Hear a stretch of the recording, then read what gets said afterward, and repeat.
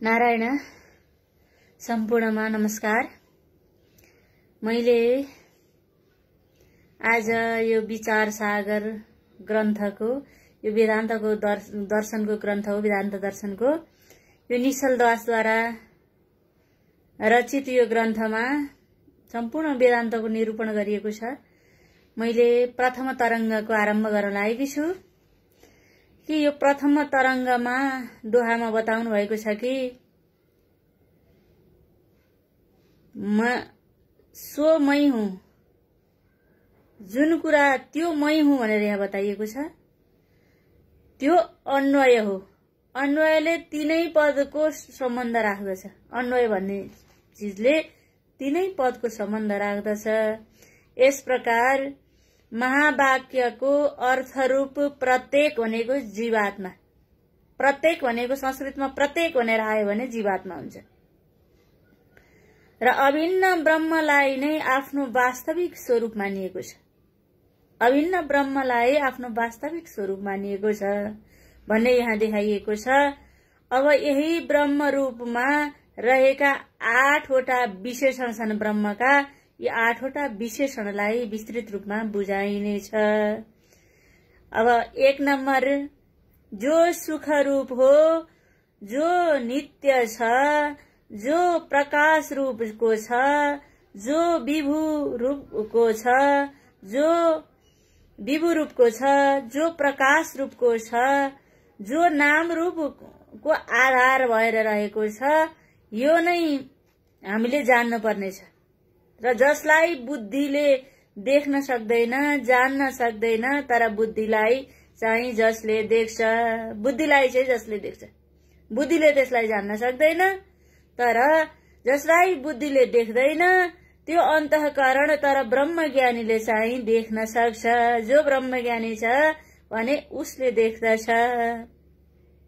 अझ यसलाई प्रष्ट रूपमा भन्नुपर्दा जसलाई ब्रह्मज्ञानीले फल व्याप्तिद्वारा होइन वृत्ति व्याप्तिद्वारा जान्न सकिन्छ। ब्रह्म साक्षात्कार हुनका लागि यहाँ बताइएको छ कि फल व्याप्ति होइन कि वृत्ति व्याप्ति। फल व्याप्तिको काम हो आवरण नाश गर्ने, आवरण भंग गराउने काम। वृत्ति व्याप्तिको काम हो आवरण भंग गराएर वस्तु चिनाउने काम। अब यहाँ भन्न लाग्नु भएको छ, बताइएको छ कि यहाँ प्रष्ट रूपमा बताइएको छ फल व्याप्ति ब्रह्मज्ञानीले फल व्याप्ति होइन वृत्ति व्याप्तिद्वारा मात्रै जानिनमा आउँछ। जसरी बत्तीले अँध्यारोमा रहेको भौतिक पदार्थलाई प्रकाश पारे झै विशुद्ध अन्तःकरण बुद्धिवृत्तिले ब्रह्मलाई प्रकाश पार्न सक्छ। तर मलिन बुद्धिवृत्तिले ब्रह्मलाई चिनाउन सक्दैन। ब्रह्म जान्न पनि सकिँदैन। मलिन बुद्धिवृत्तिद्वारा ब्रह्म स्वयं प्रकाश रूप भएकोले अरू चीजले प्रकाशित पारिराख्नु पर्दैन। अरूले प्रकाश पार्न पनि ब्रह्मलाई सक्दैन। त्यसै हुनाले जस्तै अँध्यारो कोठाभित्र रहेको सूर्यकान्त मणिलाई माटाका भिउटले छोपिराखिएको थियो। अर्कातिर एउटा माटोको भिउटमा चाहिँ अम्बा एउटा भिउटले अर्को भिउटलाई अम्बा छोपिएको थियो। त्यहाँ एउटा मानिस गएर लठीले अम्बा छोपिरहेको त्यो भिउटलाई ट्वाक्क हानेर फोरिदिएपछि अम्बा छोपिएको आवरण त नासियो, तर त्यो अम्बा देखिएन। यो दृष्टान्त हो। तर त्यो अम्बा देखिएन नि। अम्बा देख्नका लागि अर्को प्रकाशको जसरी आवश्यकता पर्दछ। अम्बा देखिन अर्को दोस्रो वरैबाट प्रकाश देखाइसकेपछि मात्र अम्बा भन्ने वस्तु चिनियो। आवरण नासिए तापनि अर्को प्रकाश नभइकन अम्बा चिनिन सक्दैन थियो। त्यसकारण बुद्धिवृत्तिको काम भनेको छोपिएको वस्तुको आवरण हटाउने मात्रै काम हो। वस्तुलाई देखाउने काम बुद्धिवृत्तिको होइन, त्यो चिदाभासको काम हो। बुद्धिवृत्तिको काम होइन, चिदाभासको काम हो। यस्तो अवस्थालाई फलव्याप्ति भनेर बताइएको छ। जुन आवरण हटाउन फलव्याप्तिको विषय हो आवरण हटाउनु। र चिदाभासद्वारा वस्तुको बोध गराउनु फल व्याप्तिको काम हो। वृत्ति व्याप्तिले वृद्धि व्याप्तिलाई चिदाभास चाहिँदैन, चिदाभासको आवश्यकतै पर्दैन उसलाई। र फल व्याप्तिद्वारा वस्तु डोरीको बोध गराउन चिदाभासै चाहिन्छ, चिदाभास नभइकन हुँदैन। त्यसै हुनाले अब वृत्ति व्याप्तिको विषयलाई अझ विस्तृत रूपमा प्रश्न पारौं। जुन वृत्ति व्याप्ति हो, वृत्ति व्याप्ति भनेर केलाई भनिन्छ त्यसलाई विस्तृत रूपमा यहाँ यसलाई प्रकाश पारौं। जसरी त्यही अँध्यारो कोठामा रहेको सूर्यकान्त मणि छोपिएको माटाको भिउटलाई त्यही कुनै मानिसले आएर लठीले हिर्काएर त्यो बाहिरको आवरण छोपिएको आवरण भिउट फुटिसकेपछि अब त्यो मणिलाई देखाउन कुनै अर्को प्रकाशको आवश्यकता पर्दैन र ऊ स्वयं प्रकाश स्वरूप वस्तु भएको हुनाले त्यस्तै विशुद्ध बुद्धि अखण्डाकार बुद्धिवृत्तिद्वारा म जीवात्मा स्वरूपले रहेको विद्यामा पर्दा रूपी ढकनीलाई अखण्डाकार बुद्धिवृत्तिद्वारा हटाइदिन्छ र ऊ स्वयं प्रकाश स्वरूप नै रहन्छ र म ब्रह्म हुँ भन्ने कुराको अनुभव हुन्छ, बोध हुन्छ र देहात्म बुद्धि अविद्या भन्ने कुरा यो हराएर जान्छ र त्यो बुद्धिवृत्ति छ, यो अखण्डाकार बुद्धिवृत्तिले त्यो आवरण भंग गरिसकेपछि त्यो त्यही ब्रह्ममा लीन हुन्छ, हराउँछ। अब यहाँ बताइएको छ कि एक पटक अज्ञान नाश भइसकेपछि न पुनः प्रसूयते, न पुनः प्रसूयते, पुनः फेरि फर्केर आउँदैन, फेरि अज्ञान भन्ने रहँदैन। फेरि अज्ञान नासिसकेपछि ज्ञान भइसकेपछि पुनः फेरि अज्ञान फेरि आउँदैन, अज्ञान दोहोरिएर आउँदैन। यसरी बुद्धिले जसलाई देख्दैन, बुद्धिलाई जसले देख्दछ त्यो वस्तु नै ब्रह्म हो, त्यो नै मै हुँ। म भनेको चाहिँ त्यो वस्तु हो। म हुँ भन्ने कुराको पुष्टि हुन्छ जब एक पटक ब्रह्मको बोध भइसकेपछि, म ब्रह्म हुँ भन्ने ज्ञान भइसकेपछि र बुद्धिवृत्ति पनि रहिरहनु आवश्यकता पर्दैन। त्यसकारण दग्ध अन्तःकरण वृत्ति भइरहेका हुनाले ज्ञानीको कर्मबाट फल बन्दैन। जो ज्ञानी छ भने ज्ञानीले गरेको कर्मको फल बन्दैन, किनभने अन्तःकरण नै डढेको हुनाले कर्मको फल बन्दैन। भस्मसात कुरु तेह्र जुन भनेर गीतामा बताइएको छ। ज्ञानीले यस्तै भएर रहनु पर्दछ भन्ने छैन, ज्ञानीहरू यस्तै भएर रहन्छन् भन्ने पनि छैन। कोही कर्म गर्दछन् फल बन्दैन, कोही महाराज जस्ता भएर रहन्छन्। र यहाँ बताइएको छ कि पुनर्जन्म पनि हुँदैन, ज्ञानीहरूको पुनर्जन्म पनि हुँदैन। यहाँसम्म ब्रह्ममा रहेको 6वटा जुन विशेषणको सामान्य चर्चा सकियो। अब 7औं आरम्भ हुन लागेको छ। यो 7औं दोहामा चाहिँ बताइएको छ कि ब्रह्म शुद्ध स्वरूपको छ र माया चाहिँ मल रहित शुद्ध स्वरूपको छ भनेर यहाँ बताइएको छ। र अब 8औं दोहा छ अपार भन्ने शब्द छ। त्यहाँ यो अपार भन्ने शब्द चाहिँ जसको पार पाउन सकिँदैन त्यस्तोलाई नै अपार भनिएको छ।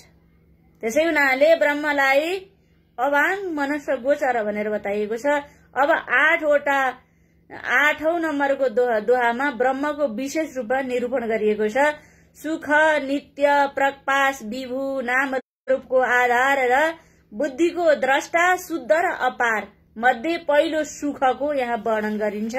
विस्तृत रूपमा वर्णन यहाँ आउँदछ, धैर्य गर्नुहोला।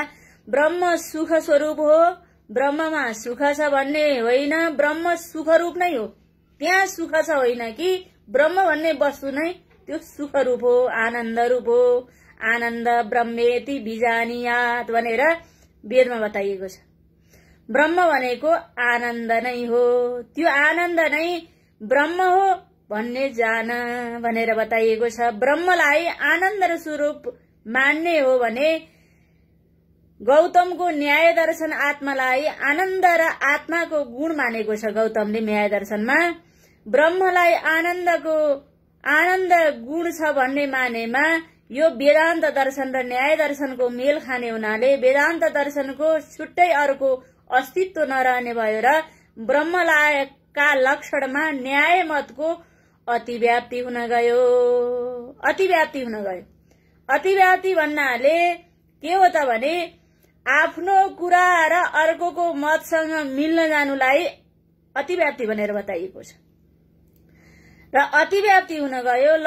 जुन अतिव्याप्ति भन्नाले लक्षणा गरेको वस्तुलाई समाइकन लक्ष्य नगरिएको अर्को वस्तु पनि समाउनुलाई अतिव्याप्ति भनेर बताइएको छ। त्यसलाई अतिव्याप्ति भनेर बताइएको छ। लक्ष्य नगरेको वस्तुलाई पनि समायो भने त्यो चाहिँ अतिव्याप्ति भयो। यो अतिव्याप्ति निवारणार्थ ब्रह्मको लक्षणमा सुखका साथै नित्य मानेको छ न्यायलाई खण्डन गर्दै। र यस विषयबाट आउने आनन्द अनित्य हो। विषय भनेको घर व्यवहार पत्नी पुत्र आफ्ना इष्टमित्र बन्धु बान्धव यी सम्पूर्णबाट आउने र यो शरीरसम्म यो अनित्य मानिएको छ। शरीरलाई पनि अनित्य मानिएको छ। त्यसै हुनाले विषय भनेर यिनै कुरालाई भनिन्छ। विषयबाट आउने आनन्द चाहिँ अनित्य हो। यो नित्य आनन्द होइन। नित्य आनन्द त ब्रह्मानन्द बाहेक अरू सबै अनित्य हुन्। अनित्य आनन्द हुन् किनभने एकछिनमा आनन्द आउँछ एकछिनपछि हराउँछ। यो चाहिँ अनित्य आनन्द हो। त्यो आनन्द सदा स्थायी रूपले रहँदैन। न्यायिकहरू आत्मालाई आनन्द गुण चाहिँ मान्दछन् तापनि त्यो आनन्द सधैँ रहिरहन्छ भन्ने चाहिँ मान्दैनन्। कहिले दुःख आउने बित्तिकै त्यो आनन्द हराउने भएका हुनाले त्यसलाई अस्थायी आनन्द हो। सुखलाई नित्य चाहिँ मान्दैनन्। यदि यसो मानौ कि आत्मालाई सुख र नित्य मानेमा आकाश आदि पदार्थ पनि नित्य हुने भए भन्ने कुरा न्यायले मान्दछ। फेरि पनि वेदान्त दर्शन सिद्धान्तले न्याय सिद्धान्तलाई अतिव्याप्ति हुने हुनाले यो न्याय मतसँगको अतिव्याप्ति निवारणका लागि सुख नित्य अर्को प्रकाश स्वरूप पनि राखेको हुँदा न्यायिकहरू आकाशलाई अनित्यता माने तापनि प्रकाश रूप चाहिँ मान्दैनन्। न्यायिकहरूले प्रकाश रूप मान्दैनन्। प्रकाश जड हो भने प्रकाश जड हो भने प्रकाश चेतन हो। चेतन हो पदार्थमै भिन्नता छ। जड हो भने प्रकाश चेतनको नै भिन्नता छ। यसकारण वेदान्तले यहाँ ब्रह्मलाई सुख नित्यका साथै प्रकाश मानेकाले न्याय मतसँग अतिव्याप्ति हुने छैन। यो वेदान्त सिद्धान्त न्याय मत भन्दा श्रेष्ठ हो। श्रेष्ठ छ यो मत। अब उसो भए केवल ब्रह्मलाई प्रकाश रूप मानेको खण्डमा सूर्यादि वस्तुमा अतिव्याप्ति हुन जाला किनकि सूर्य पनि स्वयं प्रकाशशील वस्तु हो। सूर्य प्रकाशशील वस्तु हो। आत्मा पनि स्वयं प्रकाशशील वस्तु हो। आत्मा पनि प्रकाशशील वस्तु र सूर्य पनि प्रकाशशील वस्तु। यसमा पनि द्वैत मत नै खडा हुने भयो। न्यायले प्रकाश ज्ञानलाई आत्माको गुण विशेषण मानेको छ र अनि विज्ञानवादी बौद्ध दर्शनका मतमा आत्मा भनेको क्षणिक विज्ञान स्वरूप हो किनभने यो सबै आत्मा रूपले देखिने हो। बौद्ध दर्शनका 4 शाखा मध्ये आत्मालाई क्षणिक विज्ञानवाद मान्ने एक प्रमुख शाखा छ र बाहिरी पदार्थ सबै क्षणिक छन्। प्रत्येक क्षण बदलिरहन्छन्। उत्पन्न हुँदै नासिँदै गइरहेका छन्। क्षणिक विज्ञान भनेको पनि प्रकाश रूप नै हो। यो बौद्ध दर्शनमा पनि अतिव्याप्ति हुने भयो। सूर्य आदिको प्रकाश व्यापक छैन परिपूर्ण नै हो। न्यायिक आत्मा ज्ञान गुण चाहिँ रहने मान्दछन्। आत्मा परिपूर्ण होइन परिच्छिन्न मान्दछन्। यसै गरी क्षणिक विज्ञानवादी बौद्धिस्टहरू पनि आत्मालाई परिपूर्ण नै मान्दछन्।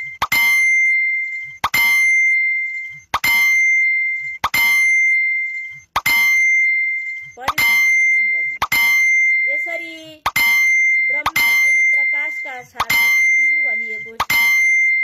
पूर्ण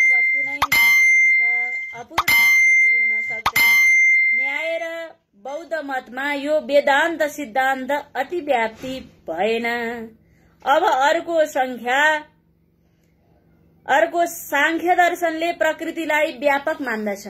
सांख्य दर्शनले प्रकृतिलाई व्यापक मान्दछ। त्यसकारणले वेदान्त सिद्धान्त सांख्य दर्शनसँग अतिव्याप्ति हुने भयो। यो शंकाको समाधानका लागि ब्रह्मका लक्षणमा सुख, नित्य, प्रकाश, विभुका साथै अर्को 5औं लक्षण ब्रह्मलाई नाम रूपको आधार हो भन्ने कुरा पनि मानेको छ। वेदान्तको परिभाषा अनुसार नाम र रूपको आधार इदम हिस्सा हो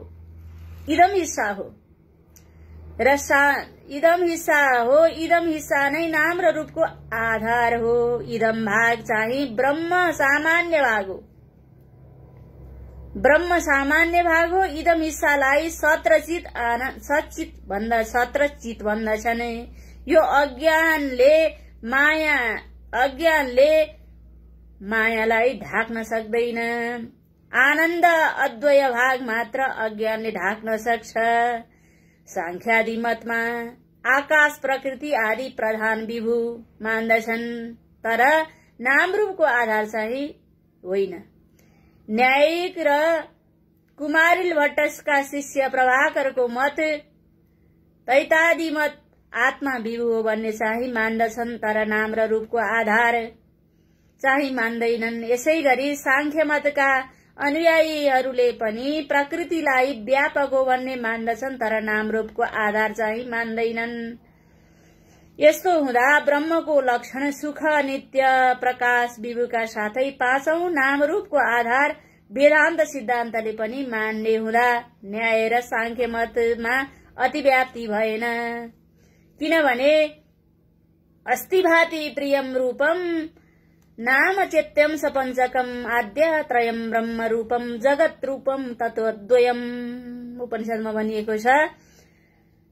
अस्ति भाति प्रिय रूप नाम मध्ये अगाडिका 3 ब्रह्म रूप र पछिका 2 चाहिँ अज्ञानका कारणले अज्ञानको भाग हो र पछिल्ला 2 चाहिँ फाल्नुपर्ने, नाम र रूप चाहिँ फाल्नुपर्ने भाग र पछिल्ला 2वटा ज्ञानले हटाउनु पर्दछ र पछाडिका चाहिँ 3लाई ज्ञान रूपमा बदलिन्छन्। तीनै ज्ञान रूपमा पछि बदलिन्छन् पनि। यदि अझ यसो मानौ भने यदि ब्रह्म नै नाम रूपको आधार हो भने मानेको खण्डमा प्रतिभाषित सूर्यादिको नाम रूपको आदिको आधार आश्रय स्थान भनेको डोरी भौतिक पदार्थ हो। यस कुरासँग अतिव्याप्ति हुन जान्छ। यसको संशय निवारणार्थ ब्रह्मको लक्षणमा सुख, नित्य, प्रकाश, विभू नाम रूपको आधार साथै अर्को 6औं लक्षण बुद्धिले त्यसलाई जान्दैन अथवा हाम्रा अन्तःकरण वा बुद्धि बलले त्यसलाई ब्रह्मलाई जान्दैन। मनबुद्धिले खोजेर भेट्टाउने सीमा भन्दा पनि सीमा भन्दा पनि पारी रहेको छ। त्यो वस्तु मनबुद्धिले भेट्टाउने भन्दा पनि त्यो सीमा भन्दा पनि टाढा रहेको छ। त्यसैले बुद्धिद्वारा ब्रह्मलाई जान्न सक्दैन, तर ब्रह्मले त्यो बुद्धिलाई देख्दछ, जान्दछ। ब्रह्मकै आधारमा, ब्रह्मकै सत्तामा मनबुद्धि जागृत हुन्छन्। त्यसैले को देव मनः साक्षी भनिएर बताइएको छ। अब ब्रह्मको 6औं लक्षणमा बुद्धि जसलाई देख्दैन, जसले बुद्धिलाई देख्छ, यो नै ब्रह्म हो। यद्यपि नाम रूपको आधार अन्तःकरण उपहित चेतनलाई मानेको हुनाले अरू मतमा अतिव्याप्ति हुँदैन र डोरी आदि कुनै पदार्थ सूर्य नै नाम रूपको आधार डोरी नभई डोरी पर्वत आदि उपहित अन्तःकरण चेतन उपहित र चेतन नै नाम रूपको आधार मानेको छ। डोरीलाई पदार्थ चेतन होइन, जड हो। डोरी चाहिँ पदार्थ चेतन होइन, डोरी चाहिँ जड हुन्। एउटा जड पदार्थ अर्को जड पदार्थको आधार बन्न सक्दैन। बन्न सक्दैन। आधार बन्नका लागि चेतन पदार्थ नै चाहिन्छ। त्यसैले नाम रूपको आधार डोरी पर्वत आदि नभएर अन्तःकरण उपहित चेतन नै हो अधिष्ठानको आधार। त्यसकारण अरुमतसँग अतिव्याप्ति भएन। यी सबै स्थूल दृष्टिले व्यवहार गरिएको हो। यदि केवल ब्रह्म स्वयं प्रकाश हो भने कोही कोही उपासकहरूले आत्मालाई स्वयं प्रकाश मानेका छन्। यस मतसँग अतिव्याप्ति हुने भयो। उपासक सम्प्रदायले यस अतिव्याप्ति हटाउनका लागि आत्मा लक्षणको सुख नित्य प्रकाश विभू नाम रूपको आधार र अन्तःकरणको साक्षी र अर्को सातौं शुद्ध मानेको छ। आत्मामा केही मिसिएको छैन। आत्मामा केही चीज पनि मिसिएको छैन र केहीले आत्मालाई अशुद्ध बनाउन सक्दैन। केही चीजले पनि आत्मालाई अशुद्ध बनाउन सक्दैन। आत्मा सदा नित्य शुद्ध रूपले रहेको छ। आत्मा उपासकका मतमा आत्मा स्वयं प्रकाश त हो, तर पुण्य पाप आदि मल रहित रहन गएको हुनाले शुद्ध रहन सक्दैन। हामीले उपासनाद्वारा शुद्ध गराइसकेपछि मात्र शुद्ध हुन्छ। अहिले त त्यो मैलो नै छ, अशुद्ध नै छ यस्तो मान्छ। कुनैले चाहिँ यस्तो पनि मान्दछन्। तसर्थ ब्रह्म सदाकाल शुद्ध हुने हुनाले आत्मा उपासकका मतसँग पनि अतिव्याप्ति भएन। फेरि यदि केवल ब्रह्म शुद्ध छ मानेमा सांख्य मत अनुसार पनि आत्मालाई शुद्ध मानेको छ। यसो हुँदा यस अतिव्याप्ति भयो कि भन्ने शंका निवारणार्थ ब्रह्मको लक्षणमा अर्को आठौं लक्षण अपार पार पाइ नसक्नु पनि मिसाइएको छ। सांख्य दर्शनकोले आत्मालाई शुद्ध चाहिँ मान्दछ, तर अपार चाहिँ मान्दैन। सांख्यले आत्मालाई देश कालबाट चाहिँ अन्त हुँदैन, वस्तुबाट चाहिँ अन्त हुन्छ भन्ने मानेकाले यो दोषसँग अतिव्याप्ति हटाउनको लागि लक्षण अपार ब्रह्मको लक्षण अपार पनि राखिएको हो। वेदान्तले ब्रह्मलाई त्रिकालाबाधित देशकाल वस्तुबाट पनि अबाधित, तीनै कालबाट पनि अबाधित, देशकाल वस्तुबाट पनि अबाधित, परिच्छिन्न, नित्य, निरन्तर, पूर्ण चैतन्य रूपको मानेकोले यो कुरा नै त्यसैले वेदान्त दर्शन सबैभन्दा सर्वश्रेष्ठ छ। यस प्रकार ब्रह्म अबाधित, अपरिच्छिन्न, शाश्वत, पुराण हो। अबाधित भनेको हराउनु, नासिनु। अपरिच्छिन्न भनेको नछुट्टिनु। शाश्वत भनेको क्षयरूपी विकार नहुनु। पुराण भनेको वृद्धिरूपी विकार नहुनु। यद्यपि जुन सुख नित्य सुख र नित्य प्रकाश दुई विशेषण दुई ब्रह्म वस्तुलाई बुझाएर अतिव्याप्तिको संशयलाई मेटिने भए ब्रह्म वस्तुमा गरिएको आधिकारिक विशेषणहरूलाई जिज्ञासुहरूलाई बोध गराउनका अभिप्रायले भनिएको हो र अथवा ब्रह्मको लक्षणको ज्ञान होस् भन्ने जिज्ञासा अभिप्रायले बताइएको हो। उक्त माथि बताइएको विशेषणले युक्त यो जो ब्रह्म हो त्यो ब्रह्म म हुँ। यही पहिलो अध्यायको पहिलो तरंगको भाव हो, पहिलो दोहाको भाव हो। मेरो अर्थात प्रत्येक आत्माको स्वरूप समुद्र समान अपार छ। मेरो यस आत्मा स्वरूपभूत समुद्र लहर छाल नै विष्णु, शिव, ब्रह्मा, चन्द्रमा, वरुण, यम, दुर्गा, कुबेर, गणेश आदि सबै उपलक्षित सर्वदेवता हुन्। स्वरूप भूत चैतन्य सागर समुद्रमा सबै देवताको मंगलको सिद्धि भएको हुनाले आफ्नो स्वरूपभूत आत्माको मंगल गर्नु, मंगलाचरण गर्नु कुनै प्रकारको अनुचित छैन। यो नै सर्वदेवताको मंगलाचरण गर्नु हो। संशय विष्णु आदि देवता ईश्वरीय समुद्र लहरी त हुन सक्लान्, परन्तु तिम्रो स्वरूपभूत जीवात्माको समुद्र लहरी हुन सक्दैन। यसकारण ईश्वरको मङ्गलाचरण गर्नु नै उचित हो। जस्तै वृक्षको जरा जल सेचन गर्नाले वृक्षमा रहेका हाँगा पात फूल सबै तृप्त हुनाले र शरीरलाई जोगाउने मुख्य प्राण नै हो। शरीरलाई जोगाउने मुख्य प्राण नै हो, अरू मुख्य होइन। यही प्राण रक्षा गर्नु, अन्न आदि आहार भोजन गर्दा शरीर सहित शरीरको इन्द्रियहरू स्वतः तृप्ति हुन्छन्।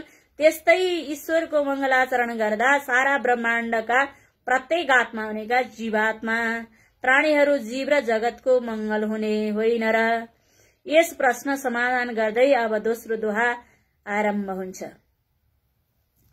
मुनिजन जुन कृपालु सर्वज्ञ आफ्ना हृदयमा ध्यान गर्दछन्, कुनै ईश्वरकी माया उपाधिद्वारा जस्तै डोरीमा सर्प, सिपीमा चाँदीको भान भए झै, स्वप्नमा नगर भीर पाखा आदि भान भए झै, मेरो वास्तविक स्वरूपमा नै ईश्वर मिथ्या रूपले भान भएको छ।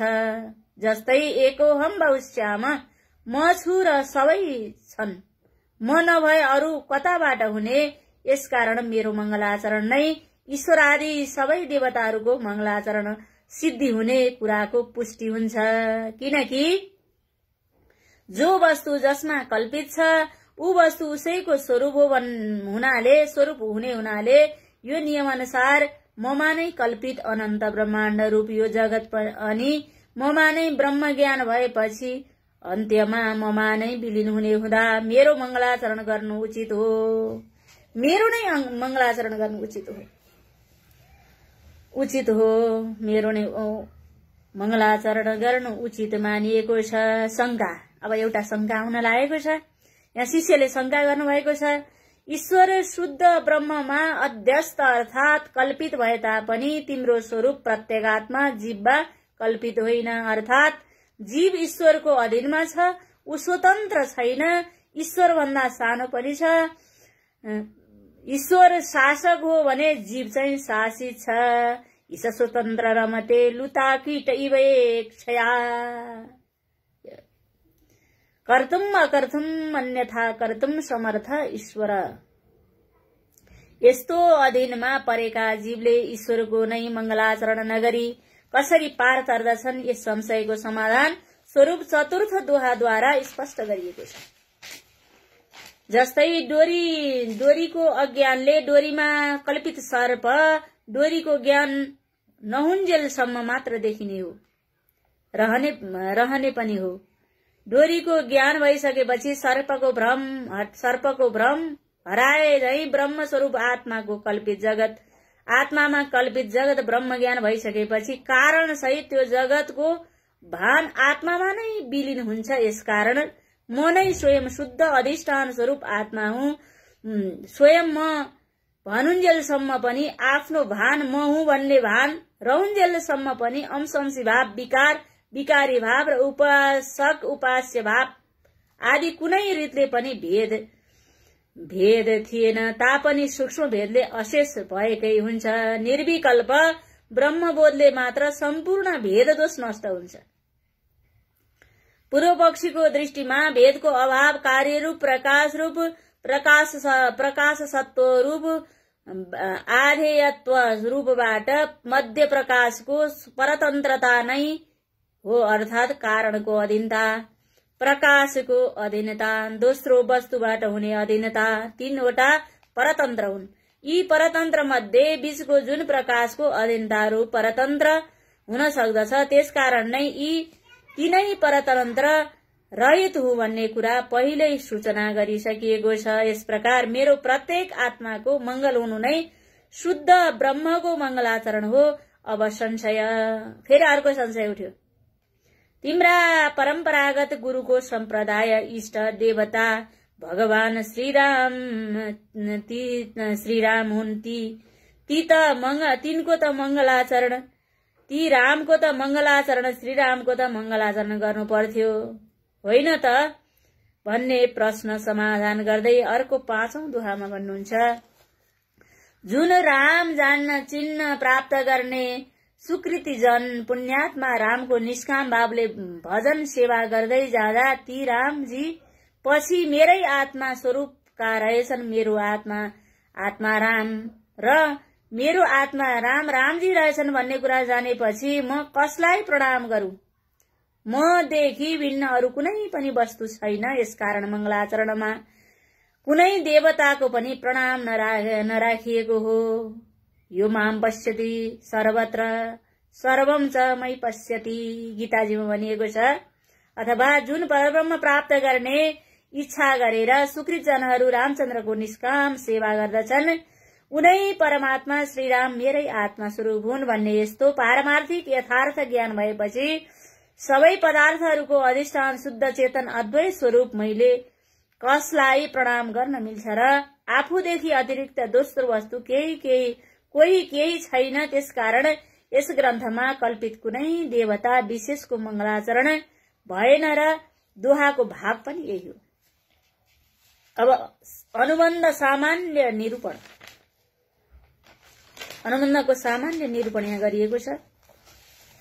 अब यहाँ बताइएको छ जो भव्य अर्थात विशाल वेदका सिद्धान्तले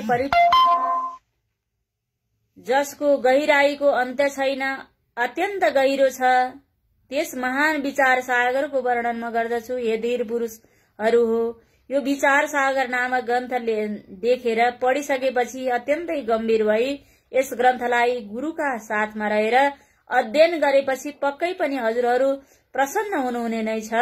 यसैलाई अझ प्रष्ट गरौं। यस ग्रन्थको आदिदेखि अन्तसम्म वर्णको अक्षर समष्टि रूप जलले भरिएको छ। अक्षर नै विचारका रूप विचार सागरको जल हो। यो विचार सागरमा 7 वटा प्रकरण 7 तरंग छन्। विचार सागरका छाल हुन् 7 तरंग। अनेक छन्द रूपी जल जन्तुहरू छन्। यस ग्रन्थभित्रका कठिन कठिन प्रसंग रूपी माछाहरू हुन् र यस छन्द रूपी सिपीहरू पनि छन्। वर्ण मैत्री रूपी मोतीहरू पनि त्यतिकै रहेका छन्। यसैगरी शुद्ध ब्रह्म स्वरूपको निर्णय रूपी अमृत रूप कलश, अजर अमर बनाउने अमृतको घडा रूपी त्यही रहेको छ। यसैगरी विवेक आदि साधनका रूप 14 मणिमाणिक्य आदि 14 रत्न पनि यही छन्।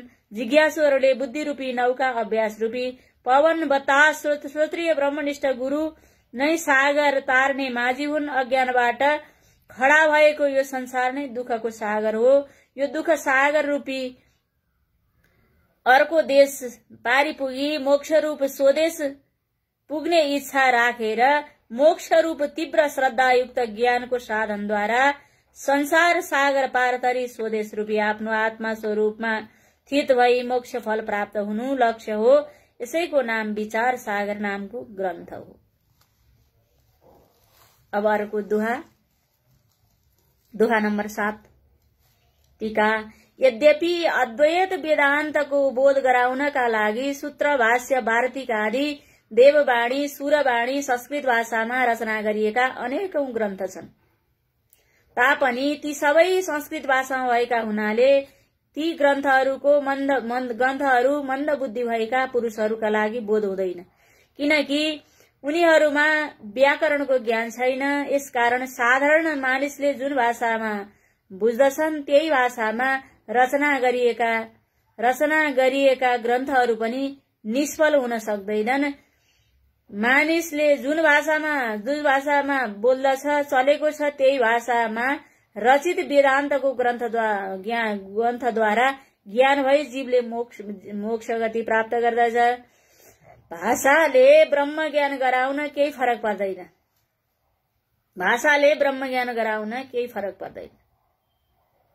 किनकि तुलसीकृत रामायणमा पनि गरुड ज्ञान सिक्न कैलाशमा जाँदा भगवान शिवले मेरो फुर्सद छैन, तिमी चरो। कागभुसुण्डी पनि चरोले बुझाउँछ। चरोलाई चरोकै भाषा बुझाउनका लागि चरो नै चाहिन्छ।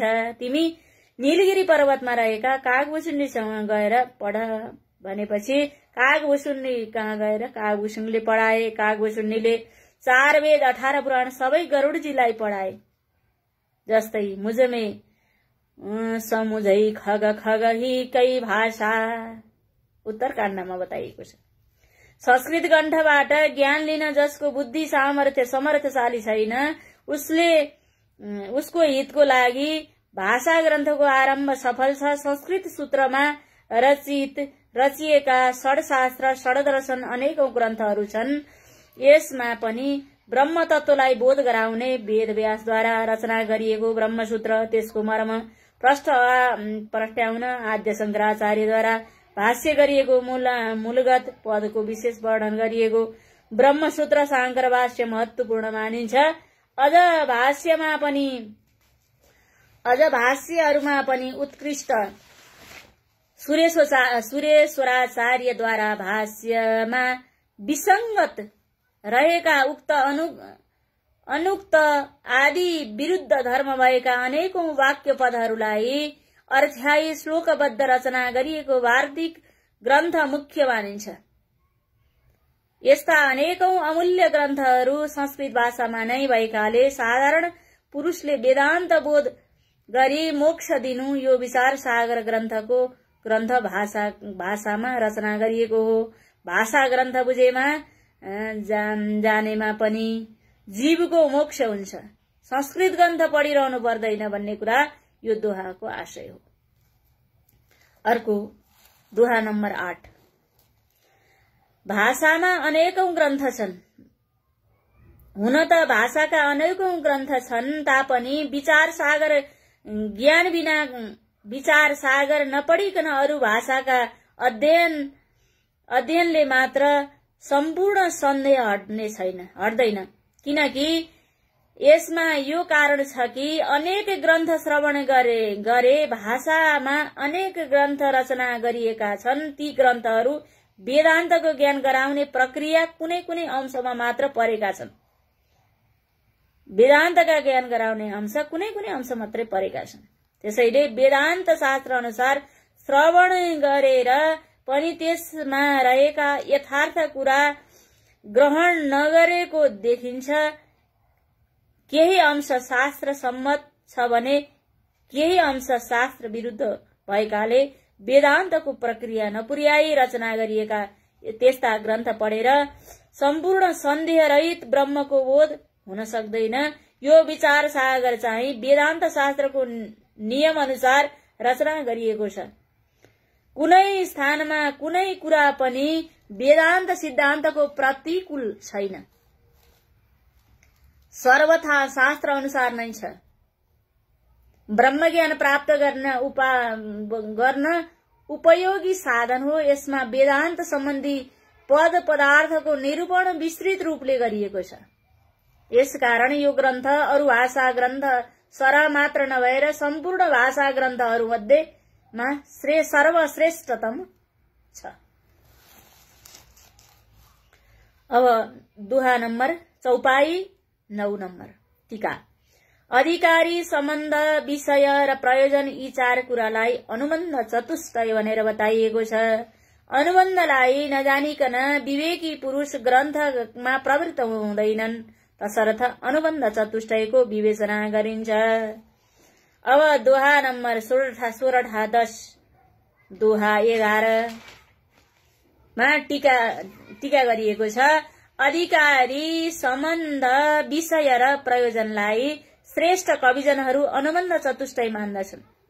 यसमा पनि अधिकारी कस्तो हुनुपर्छ वेदान्त सुन्नका लागि, अधिकारी कस्तो हुनुपर्दछ वेदान्त सुन्न र बुझ्नलाई कस्तो हुनुपर्दछ। अब यो कुरा वर्णन गरिन्छ। टीका। हाम्रा अन्तःकरणमा मल विक्षेप आवरण यी 3 प्रकारका दोष छन्। मल दोष, विक्षेप दोष र आवरण दोष यी 3 प्रकारका दोष रहेका छन्। त्यस मध्येमा निष्काम कर्मयोगद्वारा मल दोष, उपासना वा भक्ति योगद्वारा विक्षेप दोष, ज्ञानबाट आवरण दोष समाप्त हुन्छ। जुन पुरुषका अन्तःकरणमा यी 3 दोष मध्ये मल दोष र विक्षेप दोष हटिसकेको छ, जसका चित्तमा अन्तिम आवरण दोष मात्र हट्न बाँकी रहेको छ, विवेक आदि 4 साधनले युक्त पनि छ भने त्यो व्यक्ति नै वेदान्तको श्रवण को अधिकारी हो, त्यही व्यक्ति अधिकारी हो। अर्थात् मल विक्षेप दोष हटिसकेका त्यस्ता व्यक्तिहरूले मात्र बल्ल वेदान्त सुन्न चासो चासो मान्दछन्। वेदान्त सुन्न बुझ्नलाई चाहने मुख्य 4 साधनहरू विवेक, वैराग्य, समदमादि, षड्सम्पत्ति, मुमुक्षुता यी 4 साधन हुन्। अब 4 वटा साधनको बारेमा पुनः बुझाइन्छ। 4 वटा के त भने विवेक, वैराग्य, समदमादि, षड्सम्पत्ति, मुमुक्षुता यी 4 वटा कुरा। अब अर्को दोहामा 12 र 13 नम्बरको दोहामा 4 साधन मध्ये पहिलो साधन हो विवेक। पहिलो साधन 4 साधन मध्ये के हो त भने विवेक, वैराग्य, समदमादि, षड्सम्पत्ति, मुमुक्षुता। यो वेदान्तलाई जान्नका लागि साधना चतुष्टय मध्ये यी 4 साधन चाहिँ मुख्य हुन्। 4 साधनमा पहिलो हो विवेक। 4 साधन मध्ये पहिलो साधन हो विवेक। आत्मा अविनाशी, अचल, अक्रिया, क्रिया रहित, चलन रहित, अक्रिय छ। जगत चाहिँ आत्माको प्रतिकूल छ। विपरीत स्वभाववाला, नाशवान, चलायमान, सक्रिय स्वरूपको छ। नित्य र अनित्य वस्तुको यी 2 वस्तुको भेद छुट्याउने ज्ञानलाई विवेक भनिन्छ। विवेक भएपछि स्वत वैराग्य उत्पन्न हुन्छ। केही गरी मानिसहरूमा विवेक उत्पन्न भयो भने अब पछाडिका 3 साधनहरू युक्त हुन सजिलो हुन्छ। त्यसै हुनाले यहाँ भनिएको छ कि यस श्लोकमा अर्को दोहा नम्बर 14, 15, 16 टीका। यस श्लोकमा यही जुनीमा पाइने सम्पूर्ण सुखको आश तथा परलोकमा मरेपछि पाइने परलोकको सुख, वैकुण्ठ, स्वर्ग, कैलाश, ब्रह्मलोक समेत पाइने सुख समेत केही होइन। यी सबै सुख भन्दा ठूलो मोक्ष सुख नै हो भन्ने थाहा पाउनुलाई मुनिहरूले यसलाई वैराग्य भनी मानेका छन्। वैराग्य भनेको त्यही चिज हो जुन भन्ने थाहा पाउनका लागि मुनिहरूले वैराग्य मानेका छन्। समदम, तितिक्षा, उपरति, श्रद्धा, समाधान यी भन्दा भिन्नै नामका छन्। 6 वटा सम्पत्ति मोक्ष प्राप्त गर्ने। मुक्त हुनका लागि चाहने साधन नै धन हो। मुक्त हुनका लागि चाहने साधन नै हाम्रो धन हो। मनलाई बाहिर विषयबाट रोक्नुलाई श्रम भनिन्छ। ज्ञानेन्द्रियलाई 5 विषयमा फस्नबाट जोगाउनु र बाहिर हटाउनु दम हो। सम र दमले परस्पर एक अर्काको अपेक्षा राख्ने हुन्छ। जस्तै पारदर्शी काँचबाट हेर्दा नेत्रवृत्ति काँचबाट छिरेर बाहिर वस्तुलाई ग्रहण गर्दछ।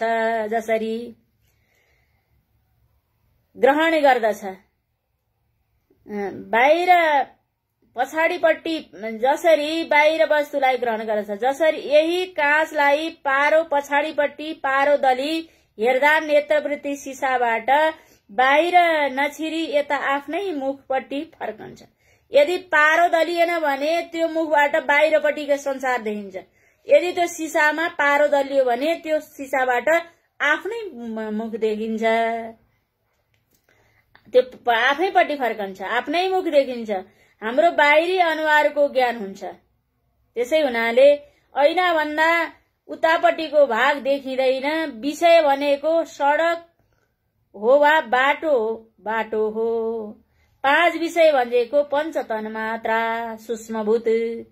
यी 5 वस्तु नै विषयमा फस्ने बाटाहरू हुन्। अब इन्द्रियहरू घोडा हुन्। मन घोडालाई अधीन गर्ने लगाम हो, डोरी हो। बुद्धिलाई चाहिँ लगाउने ड्राइभर, चालक चाहिँ सारथी हो। र शरीर चाहिँ रथ हो। रथमा बस्ने मालिक जीवात्मा चाहिँ प्रमाता हो। शरीर रूपी रथमा चढेर रथी भएर यहाँ संसारमा व्यवहार चल्दछ। बुद्धिलाई सुसारथी बनाई बाटा राम्रा नि छन् नराम्रा नि छन्। घोडालाई नराम्रो बाटो, दुःख पाइने बाटो पट्टी नलगाई सन्मार्गमा, कल्याणमा मार्गमा लगाउने हिन्नाले मात्र अन्तिम गन्तव्य स्थान मोक्षधाम हो, त्यहाँ पुग्न सकिन्छ। सन्मार्गमा लागे मात्रै त्यो मोक्षधाममा पुग्न सकिन्छ। अर्को दोहा नम्बर 17, 18, 19, 20। शीतोष्ण सुख दुःख सहनु नै तितिक्षा हो, तितिक्षा। अर्को नम्बर, गुरु वेदान्त वाक्यमा विश्वास राख्नु श्रद्धा हो, मन एकाग्रता हुनु समाधान हो। वर्णाश्रम धर्म वृक्षमा फलेका फल चाहिँ मोक्ष हो र मोक्ष रूप फल प्राप्त भइसकेपछि वृक्ष त्यागिने हुँदा वृक्षको प्रयोजन समाप्त भएको हुनाले मुमुक्षुले साधन सहित कर्मकाण्डको आग्रह त्यागेको हुनुपर्दछ। यही उपराम हो। कर्मकाण्डमा नै आग्रह लिएर बसेको व्यक्ति, त्यसैलाई जिद्दी गरेर बसेको व्यक्तिले कतैबाट पनि मुक्तिको सम्भव छैन। त्यस्ता व्यक्तिलाई त्यही नै वेदान्त शास्त्रको निचोड र आशय हो। यी षड सम्पत्तिलाई एउटै साधन मानेकाले 4 साधन मानिएको छ। नत्र षड सम्पत्ति र विवेक वैराग्य मुमुक्षता गरी जम्मा 9 वटा साधन मानिएका छन्। विवेक वैराग्य सम्दमादि षड सम्पत्ति मुमुक्षता गरी 4 वटा साधन चाहिँ विवेक नै हो। सत्सङ्गश्च विवेकश्च निर्मल नयनद्वयम्। सत्संग र विवेक यी बन्द मोक्ष देख्ने 2 वटा निर्मल आँखा, दोष रहित आँखा हुन्। अर्को मार्ग छैन। विवेक पैदा भइसकेपछि मात्र सत्संगमा जाउँ जस्तो लाग्छ। सत्संगमा जाने इच्छा बल्ल हुन्छ, जाउँ जस्तो लाग्छ। सत्संगले कहिलेकाहीँ महापुरुष भेटिन पनि सक्छ। आफूमा योग्यता पुगिसकेपछि मात्र सद्गुरु फेला पर्नुहुन्छ। योग्यता नपुगेसम्म नजिकै सद्गुरु छन् भने पनि चिनिँदैन। गुरु खोज्ने होइन, गुरुलाई चिन्ने हो। सत्संग नभइकन कुरा बुझिँदैन, कुरा नबुझिकन ज्ञान हुँदैन, ज्ञान नभइकन मोक्ष हुँदैन। मोक्ष हुनु छ। अर्को नम्बर दोहा नम्बर 21 र 22। ब्रह्म प्राप्ति अनि सारा असमर्थ जुन अनर्थको निवृत्ति, सारा ब्रह्म प्राप्ति र सारा अनर्थको निवृत्ति मोक्षको स्वरूप हो। ब्रह्म प्राप्तिको इच्छा गर्नु नै मुमुक्षुता हो। मुमुक्षुता र मुमुक्षुत्व पर्यायवाची शब्द हो। मुमुक्षुता भन्नु र मुमुक्षुत्व भन्नु। अब विवेक आदि 4 साधन र श्रवण मनन निधिध्यासन गरी 3 र अर्को त्वम पद छ। तत्पदको अर्थ र त्वम पदको अर्थ शोधित ज्ञान एक गरी जम्मा 8 साधन चाहिँ मोक्ष प्राप्तिका लागि गरिएका साधनहरू हुन्। यो चाहिँ हामीहरूले जान्नै पर्ने साधन। अब दोहा नम्बर 23। पूर्व बताइएका विवेकादि 8 अन्तरङ्ग साधन हुन् भने यज्ञ तीर्थादि जति पनि साधन छन् ती मोक्ष प्राप्तिका लागि बहिरङ्ग साधन हुन्। साधन 2 प्रकारका छन्, एउटा अन्तरङ्ग साधन, अर्को बहिरङ्ग साधन। बहिरङ्ग साधनले पनि कहिलेकाहीँ ज्ञान मिल्छ। जस्तै पृथुले यज्ञ गर्दै गए, अकस्मात सनकादि आएर ज्ञान दिए। त्यसै हुनाले निमिका यज्ञमा नवयोगेश्वर आएर ज्ञान दिए। अनसन लिएर बसेका परीक्षितका समीपमा सुखदेव भगवान आइपुग्नुभयो र ज्ञान भयो। योग्य पात्रलाई पात्र यस्तो बहिरङ्ग साधनबाट पनि अन्तरङ्ग साधन मिल्न सक्छ।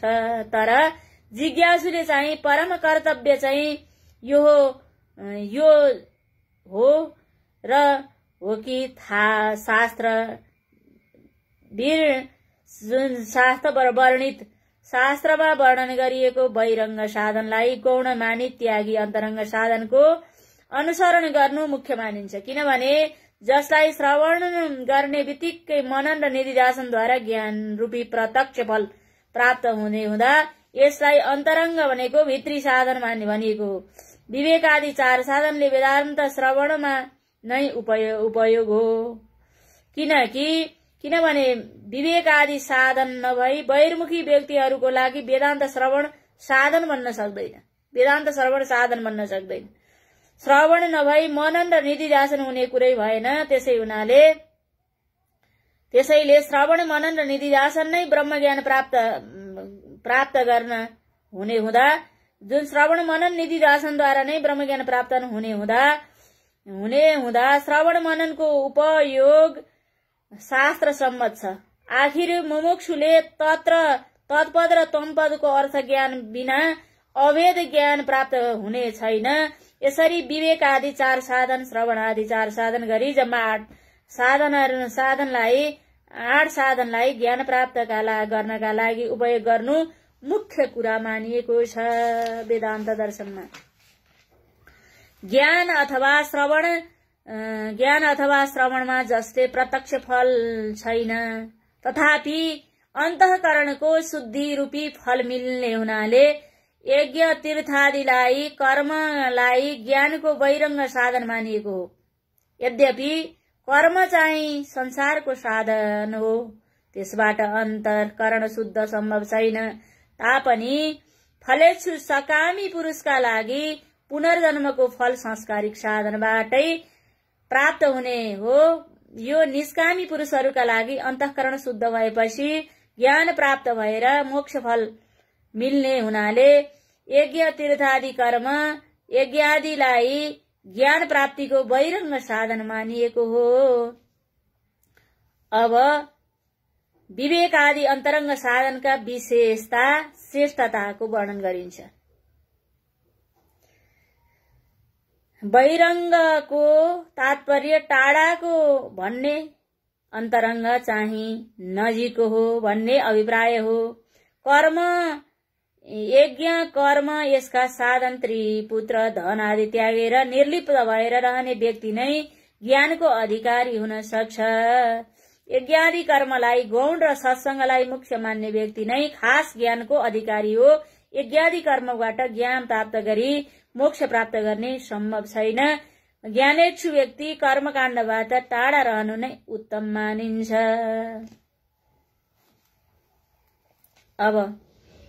अब ज्ञानको मुख्य अन्तरङ्ग साधनको विषयमा प्रकाश पारिन्छ। यदि विचार गरेर हेर्यो भने ब्रह्म ज्ञान प्राप्त गर्ने श्रवण आदि प्राप्त गर्ने मुख्य अन्तरङ्ग साधन तत्त्वमसि आदि वेदका महावाक्य नै हुन्। श्रवण आदि साधनहरूद्वारा त्यति मुख्य होइनन्।